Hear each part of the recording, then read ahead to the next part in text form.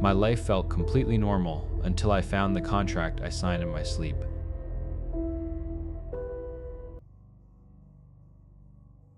My life has been on a loop for the last 7 years, and I only just realized it because my own ghost started leaving me notes. I live in Astoria, one of those 6-story brick walk-ups that smells like radiator dust and whatever Mrs. Petrova is boiling in 4B. It's a building full of ghosts, I think. People who get up at the same time, haunt the same train platforms, say the same things about the weather. We are all running a program, and the program is hell. It started in the bathroom. The mirror was fogged up from my shower, and as the steam started to fade, I saw words, streaky, finger-drawn letters, my own handwriting. Why 6:47? Who told you to wake up? I blinked, wiped the mirror with my towel. It was gone. Must have been a trick of the light, the way the water was dripping. But the question stuck in my head like a fishhook. I've woken up at 6:47 a.m. every single morning for as long as I've lived in this apartment. Not 6:45, not 6:50. My body just opens its eyes. No alarm. I've never needed one. The next night, it was a piece of paper, slid under my door. A torn corner of a Con Ed bill.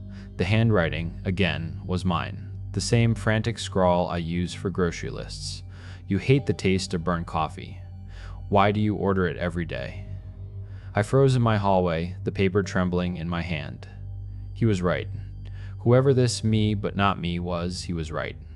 Every morning I go to the same cart on 34th and 8th, and I order a large black coffee.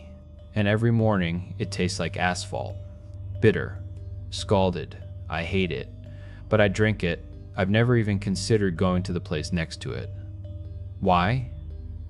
When I tried to think about it, really focus on the reason, my head filled with this awful buzzing static. A pressure behind my eyes. It wasn't a lack of an answer, it was like something was actively blocking me from finding one. I started to watch my neighbors. Not just nod in the hall, but really watch. Mrs. Petrova in 4B. Every Thursday, she buys the exact same things from the market. 2 cabbages, a bag of waxy potatoes, a loaf of dark rye bread, and 1 small bottle of beet juice. I saw her receipt in the trash once. The total is always the same. Kazuo in 2A. A quiet man who works in finance. Every single night at 9:15 p.m., he polishes his shoes for the next day. The same pair of black Oxfords. He lays out newspaper, opens the tin of polish, the whole ritual. Not 9:10, not 9:10. Always 9:15. Chidinma in 5D, the young woman who moved in last year. She has this one, sad-looking, succulent on her windowsill. Every evening around sunset, she stands by it and hums the same melody. It's a mournful little tune, just a few bars, over and over. Then she waters the plant, which has been half dead since she got it. We were all puppets, dancing on strings we couldn't see, following a script we'd never read. I had to try. I had to break it. I set my phone alarm for 7:30 a.m., screaming heavy metal. No way I was sleeping through that. I woke up at 6:47 a.m. in a cold sweat, my heart hammering against my ribs like a trapped bird. My phone was on the nightstand, the alarm already turned off. I had no memory of doing it. Okay, fine, the train. I always take the N train. It's crowded, it smells like piss, it's always delayed. The R train stop is 3 blocks further, but it's always less crowded, so I decided R train it is. I left my apartment and walked, forcing my feet toward the R. With every step, a wave of vertigo washed over me.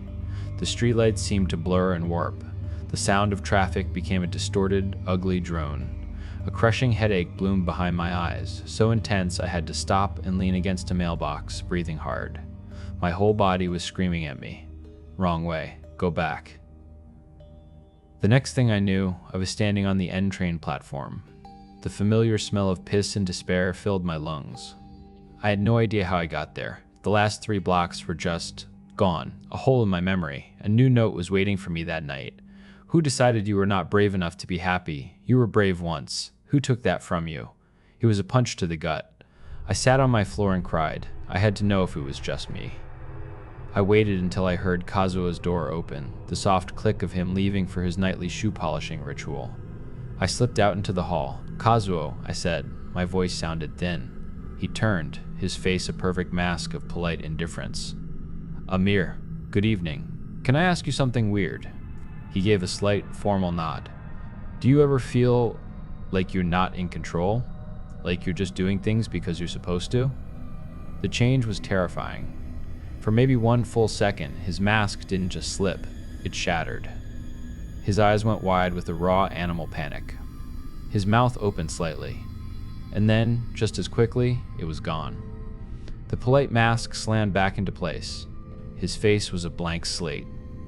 "I'm afraid I don't understand the question," he said, his voice perfectly even. He turned and walked down the hall without another word. But I saw it. I saw the prisoner looking out from behind the bars. That night, at 3:33 a.m., a low hum started. It wasn't the radiator or the fridge, it was deeper. It felt like it was coming from the bones of the building itself. It pulled me out of bed, a strange magnetic tug. I opened my door, and they were all there. They were all there.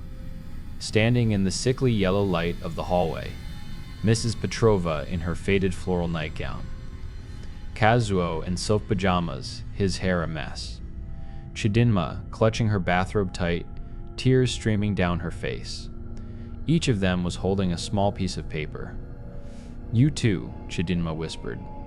She held hers out. In her own elegant script, it read, "Why do you let the plant die?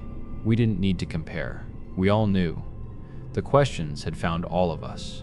"Someone is doing this," Kazuo said, his voice stripped of its usual precision. It was raw, frightened. "No," Mrs. Petrova said. Her voice was quiet, but it cut through the hum. "We are." And then we saw it. The basement door, at the far end of the hall, was ajar. A perfect, silent square of absolute black.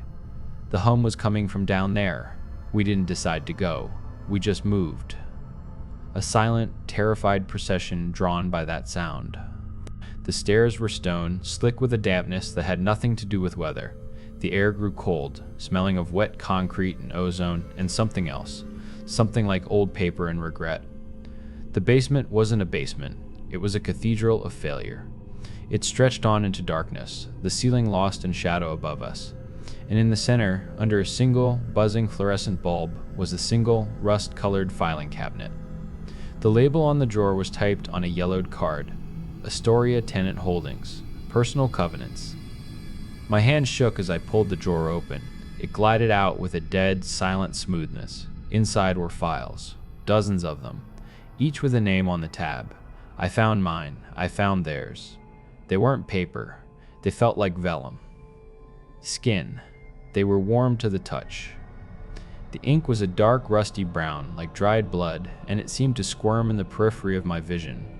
I read Kaidinma's first. Covenant of Chidinma Adebayo. Hereby agrees her voice is not worthy of being heard. Evidence was told to be quiet by a teacher in 2nd grade. Sentence, to remain silent when she has something vital to contribute, to swallow her songs. Kazuo's. Covenant of Kazuo Tanaka. Hereby agrees that honor and suffering are synonymous. Evidence, the perceived stoicism of his grandfather. Sentence, to never admit to weakness, pain, or fear. To never ask for help, even when dying. Mine was the thickest. Page after page of self-inflicted wounds. Covenant of Amir Saeed. Hereby agrees that he is fundamentally unlovable. Evidence, a single romantic rejection at age 19. Sentence, to sabotage any chance at genuine intimacy for the remainder of his life. Covenant of Amir Saeed. Hereby agrees that his thoughts are immutable facts. Evidence, thoughts feel real. Sentence, to never question the authority of his own fear. At the bottom of each page, my signature. The ink was wet. "We have to get these out of here," Chidinma said, her voice a choked whisper. But we couldn't. When I tried to walk toward the stairs, my feet felt like they were bolted to the floor. The air thickened, pressing in on us like deep water. We couldn't take them. They belonged here. "They are not rules," Mrs. Petrova murmured, her eyes fixed on the pulsating ink of her own file. They are beliefs. We feed them. She was right. This wasn't a prison imposed on us. It was a cage we built for ourselves, one shitty thought at a time, and then we forgot we were the ones holding the key. We signed the contract every single day without ever knowing it. Fuck that. I grabbed my file, both hands, and I ripped it in half. It didn't tear like paper, it tore like flesh, a wet, sickening sound. And from the rip came a sound. A high, thin, wailing scream that wasn't in the air but inside my skull. The single fluorescent bulb above us exploded, showering us with glass and plunging the infinite basement into absolute darkness. We scrambled up the stairs, stumbling over each other, clawing our way back to the dingy yellow light of our hallway. The next morning, I woke up at 9:43 a.m. The sun was streaming through my window. I'd slept through the 6:47 alarm I never set. I walked to my kitchen and made tea. I don't even like tea. I left my apartment and heard something I'd never heard before. Chidinma was in her apartment, singing. Not humming, singing. A loud, clear, beautiful voice that filled the whole hallway. Mrs. Petrova's door was open, and the smell of something sweet, like baking apples, was coming from inside. Kazuo was sitting on the front stoop. Just sitting. No phone, no newspaper.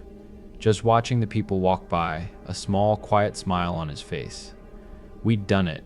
We tore up the contracts. But the relief is a fragile, glassy thing, because I see it everywhere now. I see the covenants in the blank, staring faces on the train.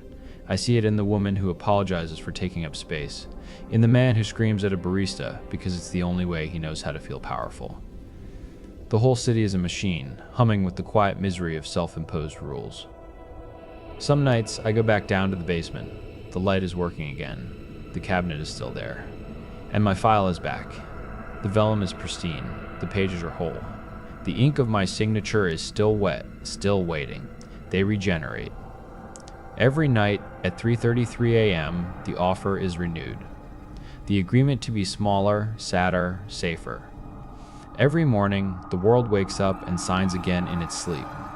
This morning, there was a new page tucked into my file. The paper was different, brittle, ancient. The handwriting was not my own. The shepherd is a comforting lie, the sheep tell themselves. You feel it too, don't you? I know you do. The little loops, the unquestioned routines, the paths you walk because you've never considered turning left, the cage you've decorated and called a life. The door is unlocked. It always has been. The real horror isn't the cage. It's that most of us, when given the choice, would rather stay inside. The covenants are there, waiting for your signature. What did you agree to when you woke up this morning?